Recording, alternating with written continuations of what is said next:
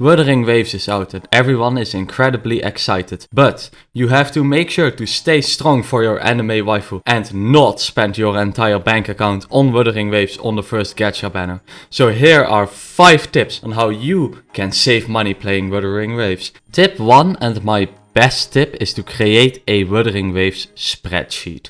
Before you start playing the game, make a little Excel spreadsheet and call it Wuthering Waves. And every time you make a purchase or buy something in Wuthering Waves, you note it down on your spreadsheet. Like this, if you've already spent 20 or 30 bucks on Wuthering Waves and you check the spreadsheet before making any purchase, you kind of get a realism check of how deep you are in the gacha pit and how much you have already spent. This reality check can often really help you out not buy another 100 euro pack or to not suddenly regret spending a large amount of money on a gacha game months later. So tip 1, make a spreadsheet.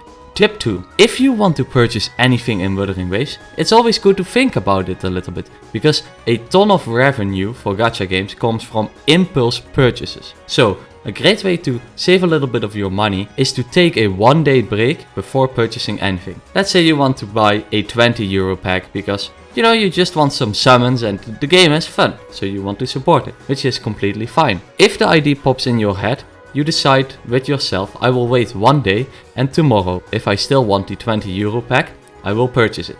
Like this, you take the impulse away from the purchase and you will most likely not regret it because you've been able to think about the purchase and you were able to consider if it was really worth it for you. Tip 3 is before you spend any money in gacha currency, compare your purchase to something else. For instance, the 100 euro pack can also get you a free wireless headset or 33 hamburgers. So compare what you're about to buy in value to other items. Do you want 100 euros worth of gacha currency in Wuthering Waves or 33 hamburgers, which is very healthy because it has salad. Tip 4. Right after summoning is your weakest moment. So right after summoning, it's always good to take a moment. My recommendation is always 1 day before you buy any gacha currency, because we all know after you've lost the 50-50 on a banner or you just didn't get the character, that is always the moment that you are most likely to toss the credit card at the screen and start spending your money. And tip 5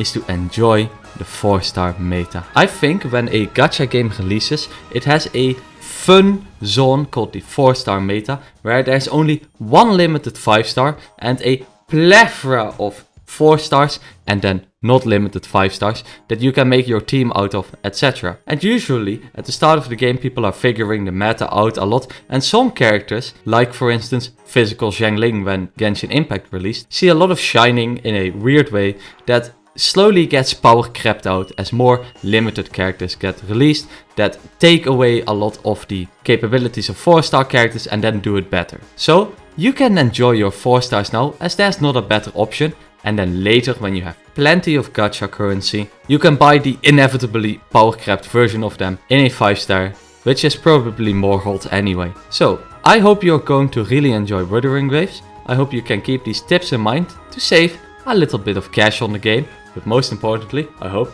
you have a lot of fun and have a nice day.